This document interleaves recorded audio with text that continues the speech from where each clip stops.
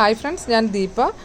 ഇന്ന് നമുക്ക് കലാഞ്ചോ പ്ലാന്റിൻ്റെ കെയറിങ്ങും പ്രൊപ്പഗേഷനും ഒക്കെ എങ്ങനെയാണെന്നുള്ള കാര്യം അറിയാം. അപ്പോൾ ഇത് എൻ്റെ കയ്യിലുള്ള ഒരു ഹൈബ്രിഡ് വെറൈറ്റിയിലുള്ള കലാഞ്ചോ പ്ലാന്റ് ആണ്. ഇത് നടാനും പരിപാലിക്കാനും ഒക്കെ ഒരുപാട് എളുപ്പമാണ്. അതുപോലെ പ്രൊപ്പഗേഷനും വളരെ ഈസി ആയിട്ടുള്ള കാര്യമാണ്. ഇത് കുറച്ച് ഡാർക്ക്നെസ് ഇഷ്ടപ്പെടുന്ന ഒരു പ്ലാന്റാണ്. അതായത് കുറച്ച് സമയത്തേക്ക് മാത്രം, ഒരു 5-6 മണിക്കൂർ മാത്രം ഇതിന് ആ ഒരു വെളിച്ചത്തിൻ്റെ ആവശ്യമുള്ളൂ. ബാക്കി സമയം കുറച്ച് ഡാർക്ക്നെസ് ആണെന്നുണ്ടെങ്കിൽ ഇതിനകത്ത് ഫ്ലവറിങ് ഉണ്ടാകാനായിട്ട് എളുപ്പമാണ്. അപ്പോൾ ഡൽഹിയിലൊക്കെ എന്ന് പറഞ്ഞാൽ പ്രത്യേകിച്ച് വിൻ്ററിൽ ഡേ ലെങ്ത്ത് അങ്ങനെ കുറയും, നൈറ്റ് കൂടുതലാവുകയും ചെയ്യുന്ന ആ സമയത്താണ് ഇതിൻ്റെ ഫ്ലവറിങ് ഉണ്ടാവുക. ഞാൻ നേരത്തെ കാണിച്ച ഇതിനകത്ത് നോക്കും, ഇതിനകത്ത് നിറയെ ഫ്ലവർ ബഡ്സ് ഉണ്ടായിട്ടുണ്ട്, കണ്ടില്ലേ? അതുപോലെ ഇതിൻ്റെ ഫ്ലവർ ഉണ്ടായിക്കഴിഞ്ഞാൽ നമുക്ക് ഒരുപാട് നാൾ ഇതിങ്ങനെ ബ്ലൂമിങ് ആയിട്ട് നിൽക്കുന്ന ഒരു ചെടിയാണ്. അതിൻ്റെ ഫ്ലവേഴ്സൊക്കെ ഷെഡ് ഓഫ് ആവാനായിട്ട് ഒരുപാട്, അതായത് 1.5 മന്തൊക്കെ കൂടുതൽ ഈ പൂക്കൾ ഇതുപോലെ നിൽക്കും. അപ്പോൾ നമ്മളുടെ ഗാർഡൻ വളരെ വൈബ്രൻ്റ് ആയിട്ട് നല്ല കളർഫുള്ളായിട്ടിരിക്കും. ഇത് നോക്കും, ഇതുവരെ അങ്ങനെ പൂ ഉണ്ടാവാൻ തുടങ്ങിയിട്ടില്ല. പക്ഷേ ഈ ഒരു ഇത് കണ്ടിട്ട് എനിക്ക് തോന്നുന്നുണ്ട് ഇപ്പോൾ ഇനി അടുത്തത് ഇതിലുണ്ടാവാൻ പോണ ഒരുപക്ഷെ ഫ്ലവർ ബഡ് ആയിരിക്കും. അപ്പോൾ ഈ ഒരു ചെടി എന്ന് പറഞ്ഞാൽ നമുക്ക് നടാനും വളരെ എളുപ്പമാണ്. അതായത് ഇതിൻ്റെ ലീഫ് വെച്ചിട്ട് നമുക്ക് പ്രൊപ്പഗേറ്റ് ചെയ്യാം. അല്ലാന്നുണ്ടെങ്കിൽ ഇതിൻ്റെ ഈ ലെങ്ത്തിലുള്ള തണ്ട് മുറിച്ചെടുത്തിട്ട് അത് നട്ടിട്ടും നമുക്ക് പ്രൊപ്പഗേറ്റ് ചെയ്യാവുന്നതാണ്. അതുപോലെ വെള്ളം ഒഴിക്കേണ്ടതും, നമ്മൾ ഒരുപാട് വെള്ളം ഇതിൻ്റെ അകത്ത് ഒഴിച്ചു കൊടുക്കേണ്ട ആവശ്യമില്ല. ഒന്നുകിൽ ഈ ടോപ്പ് സോയിൽ ഡ്രൈ ആയി കഴിയുമ്പോൾ, അല്ലെങ്കിൽ നമ്മൾ കൈ അതിൽ ഇങ്ങനെ ചട്ടിയിൽ കുത്തി നോക്കിയിട്ട് ഒരു 1 ഇഞ്ച് ആഴത്തിൽ കുത്തി നോക്കുക.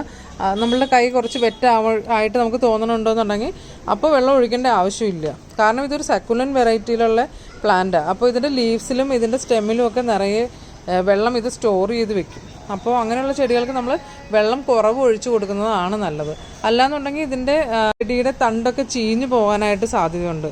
ഇപ്പോൾ നമ്മൾ കോലിയസ് പ്ലാന്റ് ഒക്കെ കണ്ടിട്ടുണ്ടാവില്ലേ? കോലിയസിൻ്റെയും തണ്ട് ഇങ്ങനെ ഒന്ന് ഇടയ്ക്ക് ഡ്രൈ ആയിട്ട് പിന്നെ ആ മുകളിലേക്കുള്ള ഭാഗം മൊത്തം ഇങ്ങനെ ചീഞ്ഞു പോകാൻ തുടങ്ങണ പോലെ ഇതിനും അതുപോലെ ഒരു പ്രശ്നമുണ്ട്. ബാക്കി ഈ ചെടി നമുക്ക് വളർത്താനായിട്ട് വളരെ ഈസിയാണ്. അതുപോലെ ഈ ചെടി നോക്കൂ, ഇതൊരു നാടൻ വെറൈറ്റിയിലുള്ള ഒരു ചെടിയാണ്. ഇതും വളരെ എളുപ്പമാണ് നമുക്ക് പിടിപ്പിച്ച് കിട്ടാനും വളർത്താനും. പ്രത്യേകിച്ച് അങ്ങനെ എന്താ പറയുക, അങ്ങനെ ചീത്തയായി പോവുകയില്ല ഈ ചെടി. ഇതിപ്പോൾ കണ്ടില്ലേ, ഇതിപ്പോൾ ഡിസംബറിൽ 15th ആയി. ഇപ്പോൾ നിറയെ എല്ലാ ബ്രാഞ്ചിലും തന്നെ ഇതിൻ്റെ ഫ്ലവേഴ്സ് ഉണ്ടാവാൻ തുടങ്ങുന്നുണ്ട്, കണ്ടില്ലേ? ഇനിയിപ്പോൾ നിറയെ പൂക്കളൊക്കെ ഉണ്ടായി നിൽക്കുമ്പോൾ വളരെ ഭംഗിയാണിത്. ഈ ഒരു ബഞ്ച് തന്നെ നമുക്ക് 2 മാസമൊക്കെ വരെ ഇങ്ങനെ ഫുൾ ബ്ലൂമിങ് ആയിട്ട് ഇതുണ്ടാവും. അപ്പോൾ വളരെ ഭംഗിയായിട്ട് നല്ല വൈബ്രൻ്റ് ആയിട്ട് നമ്മുടെ ഗാർഡൻ ഇരിക്കും. അതുപോലെ ഈ ഹൈബ്രിഡ് വെറൈറ്റിയിലും ഒരുപാട് കളേഴ്സ് വരുന്നുണ്ട്. ഇപ്പോൾ എൻ്റെ കയ്യിലുള്ളത് റെഡും ഓറഞ്ചും ആണ്. അതുപോലെ വൈറ്റ് കളർ, നല്ല bright white, of white, yellow, നല്ല മജന്ത കളറ്, അങ്ങനെ ഒരുപാട് നല്ല പിങ്ക് കളറ്, നല്ല വൈബ്രൻ്റ് ആയിട്ടുള്ള കളേഴ്സാണ് എല്ലാം തന്നെ. ഇതിൻ്റെ നല്ല ഭംഗിയാണ് പൂക്കളുണ്ടായി നിൽക്കുന്ന കാണാനായിട്ട്. അപ്പോൾ ഇങ്ങനെയുള്ള ചെടികൾ വളർത്താൻ ഇഷ്ടമുള്ള ആളുകൾ ഇത് ഇപ്പോൾ ഈ സീസണിലാണെങ്കിലും നമുക്ക് നട്ടുപിടിപ്പിക്കാവുന്നതേ ഉള്ളൂ.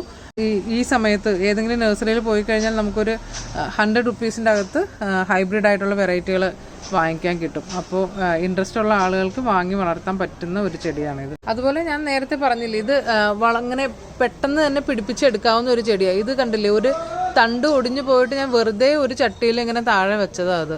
പക്ഷേ അത് നന്നായിട്ട് പിടിച്ചു വന്നിട്ടുണ്ട്. റൂട്ടൊക്കെ നോക്ക്, ഇത് കണ്ടില്ലേ, അതിൻ്റെ അകത്ത് തന്നെ നന്നായിട്ട് റൂട്ടൊക്കെ പിടിച്ചു. ഞാനൊന്നും മണ്ണ് പോലും അങ്ങനെ മാന്തിയോ ഒന്നും ചെയ്തിട്ടില്ല, തന്നെ പിടിച്ചു വന്നത്. പുതിയ ഷൂട്ട്സൊക്കെ കണ്ടില്ലേ, നല്ല ഭംഗിയിൽ നിൽക്കുന്നുണ്ട് അത്. അതുപോലെ ഈ ചെടിയുടെ പ്രൊപ്പഗേഷനും വളരെ എളുപ്പമാണ്. നമുക്ക് ഒന്നുകിൽ ഇതിൻ്റെ ഇല മാത്രം വെച്ചിട്ടും ഇത് പ്രൊപ്പഗേറ്റ് ചെയ്ത് എടുക്കാവുന്നതാണ്. അല്ലാന്നുണ്ടെങ്കിൽ ജസ്റ്റ് ഈ ഒരു ലെങ്ത്തിൽ നമ്മളൊരു തണ്ട് മുറിച്ചെടുത്തിട്ട് ഇതിൻ്റെ താഴെ ഭാഗത്തുള്ള ഇലകളെല്ലാം പറിച്ച് കളയുക. എന്നിട്ട് ഈ ഒരു തണ്ട് വെറുതെ നമ്മൾ മണ്ണിൽ കുഴിച്ച് വെച്ചാൽ മതി. സാധാരണ ഇല കൊണ്ട് നമുക്ക് പ്രൊപ്പഗേറ്റ് ചെയ്യുന്ന രീതി എന്ന് പറഞ്ഞാൽ അത് കുറച്ച് കൂടുതൽ സമയം എടുക്കും ഫ്ലവറിങ് ആവാൻ വേണ്ടിയിട്ട്. അപ്പോൾ ഈ തണ്ട് വെച്ച് നടന്നുണ്ടെങ്കിൽ നമുക്ക് അടുത്ത സീസൺ ആകുമ്പോഴേക്കും ആ ചെടി അത്യാവശ്യം വലുതായിട്ട് പൂക്കളായി കിട്ടും. അല്ല, നമുക്കിപ്പോൾ ഒരു ഒക്ടോബർ മാസത്തിലൊക്കെ അല്ലെങ്കിൽ ഓഗസ്റ്റ് ലാസ്റ്റിലൊക്കെ ഇത് നടാൻ പറ്റിക്കഴിഞ്ഞാൽ ആ അടുത്ത് വരുന്ന സീസണിൽ ഫ്ലവറിങ് ആകാൻ പാകത്തിന് നമ്മളുടെ ചെടി നല്ല ഗ്രോത്തായി നിൽക്കും. ഇപ്പോൾ ഇത് കണ്ടില്ലേ, ഇത് ഞാൻ സെപ്റ്റംബറിൽ നട്ട ചെടിയാണിത്. ഇതുമ്പോൾ നോക്കുക, അത്യാവശ്യം ബഡ്സൊക്കെ വന്നിട്ടുണ്ട്.